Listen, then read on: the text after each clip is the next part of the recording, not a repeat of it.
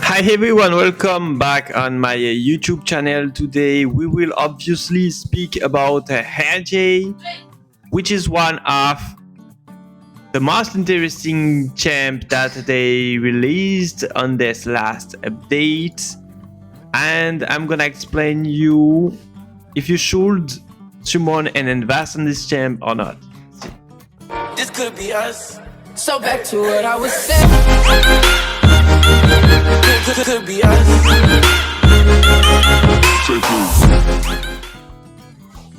The main reason why you have to summon ALJ, I'm not gonna read the kits. I'm just gonna show you some results in Heart of Conqueror. So most of the time, they like to release a champ that will allow us to totally optimize the damage against a specific boss in Hall of Conquerors. For this season, it's gonna be around Blazing Pinvade. As I explained on a lot of my video around Pinvade is one of, if the most difficult boss of this content, and most of the time it's not only a difficult boss, it is also a boss where you will need to have a lot of RNG during your fight to get the best result. And with the new champ that they released, we can now destroy Pinvade very easily without that much RNG. We always need to have good RNG to kill Pinvade, to finish Pinvade, because with this champ you can finish Pinvade.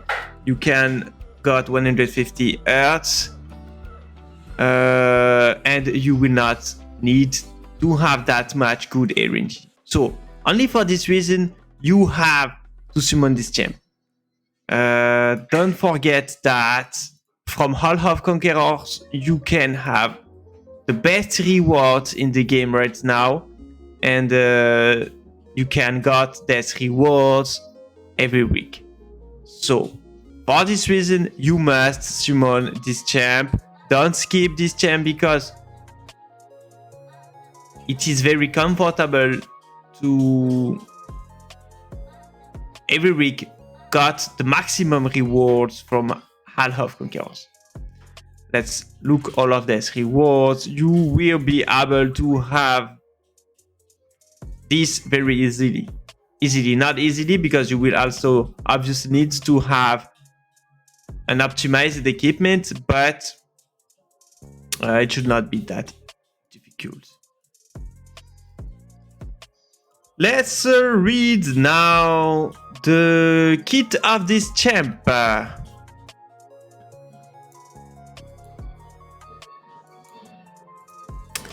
Let's first check, as always, the basic stats of the champ. Okay, so what do we have? 2800. She is not an attacker, she's considered as a control champ. So sadly, we will not be able to abuse of the focus sets. Focus sets for control champs is not as good as it can be for the mage dealer. It will increase the effect accuracy and also the hit accuracy. So this is great. Focus set for control champ will allow you to have interesting stats, but not as good as the stats that you could have for the attacker. So we have 2800 attack, some defense, HP, and the interesting part, the speed. So she's not fast, sadly. She's not too slow, but she's not that fast. 40% critical strike rates base. This is huge. This is huge. This is very interesting because as I said, she will not benefit from the focus set. So we will need to have a lot of critical strike rate substats, and we start with 40%, which is very high. So this is very great. Critical strike damage 30, no effect accuracy. This is strange for control champ, that we don't have any bonus on effect accuracy, and 20% effect resistance. Okay, let's now look at the bonus from the chivalry. So she got defense on the chivalry 10 and element compatibility, and chivalry 9. So she got 20% critical strike rate and HP. Chivalry 8, she got 10% attack, 10 speeds, and 10% critical strike rate. So she got from the chivalry plus 30% critical strike rate, which is huge. That's why she starts with a base of 40%. Defense, HP, attack, and all this chivalry. If you don't have enough summon or enough memory stone, I recommend you to at least unlock the chivalry 5. 6, 7, 8, 9, and 10 will just give you some extra stats, and it will just make all the different content where you're gonna use this champ much more comfortable. But it should not be mandatory to unlock the chivalry 10 to use this champ. So, okay, now let's look at the leads. Okay, she has a very good lead, activates in all battles, 20% attack, this is huge, and 10% HP for stacks favor. She's an 8 champ and stag, okay. We can only use her frost relic. So now let's read the different skills. Attacks all the enemies 5 times. She deals damage. Depending on her effect accuracy, the scaling is good. So we will need to have as much effect accuracy as possible. And sadly, she doesn't have any buff of effect accuracy from chivalry. What? This is what it is. So attacks 5 times. It will be good against the brain incomp and also against Penvade, obviously. Let's read the skill 2. A mono target skill which deals 204% attack. And if target has protection, 100% chance to inflict defense decrease 1 on the selected target for 1 turn. Why not?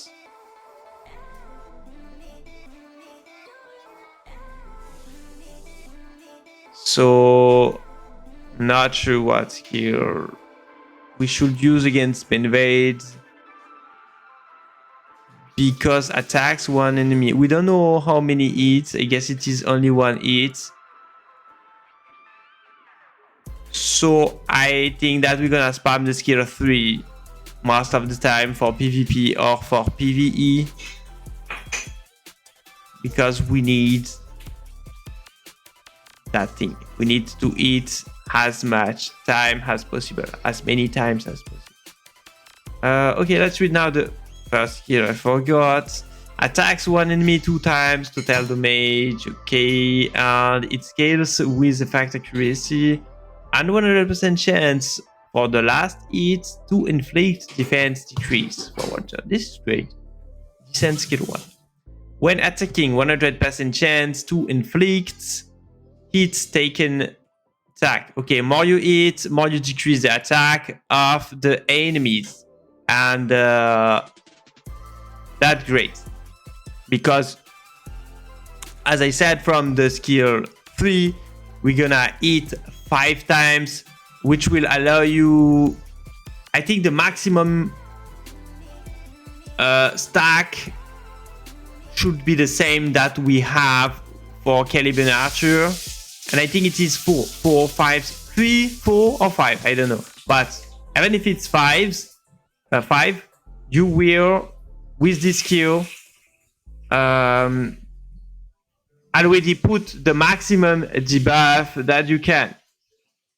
And also you will reduce the effect resistance. So this is very good passive, especially because of her skill 3. So this is very great, and damage taken increase 2. This is one of the best debuff in the game. So the third passive is very, very great. Let's now speak about the second passive. When using skill 2, it has 3 turns cooldown, 3 turns cooldown. This one has also 3 turns cooldown. Okay. When using skill 2, as I said, we don't want to use that skill too much, but it will allow us to trigger this thing, Shadow of Despair, defense decrease by 20%. And when hit, 100% chance to take additional damage 2 times. Okay, this is something like Gilroy. We will continuously deal some extra damage with this debuff. Interesting. To reduce the defense and continuously deal some damage. 100% chance, 100% individual chance to remove abnormal status immunity from each enemy when using the skill. Target as protection. So I think this is more something that we could benefit from PvP against the Ginevra team. But you need to use skill 2. As I said, most of the time we probably want to use the skill 3. And she's not that fast. So I'm not sure about her potential for PvP. Let's now read the first passive. When using a skill, 100% independent chance to grant each ally effect accuracy increase 1 for 2 turns. Why not? 100% independent chance to grant each stacks favor ally amplification for 2 turns.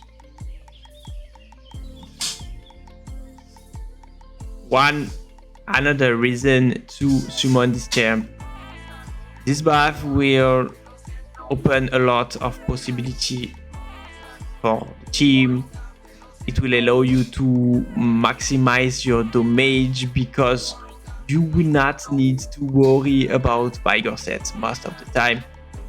This buff will allow you to manage the Vigor so easily, and it will allow you to use the set that you want on your damage dealer, and you will not care about the Vigor. So we have amplification now for stacks favor ally from a control champ. We used to have amplification on the support, but why not? We have amplification from a control champ, which gonna deal a lot of damage. She has very crazy debuffs. She can reduce the attack, the resistance. She has damage decrease. She has, from the third passive, damage taken increase too. What else do you want, guys? I think she's one of the best champs that we have in the game right now. And as I said at the beginning of the video, she will allow you to destroy Painvid so easily. So in my opinion, you can't skip this champ. You must summon this champ. I already used all of my memory stone on her. I think now I don't have any resources left, but I don't regret it. She's absolutely insane. And to be honest, you must summon this champ. You must. It has no doubt that she's worth the summon. So invest as much as you can, and she will allow you to destroy pinwich. She will allow you to farm, maybe even PvP much easier. Well, she's very strong.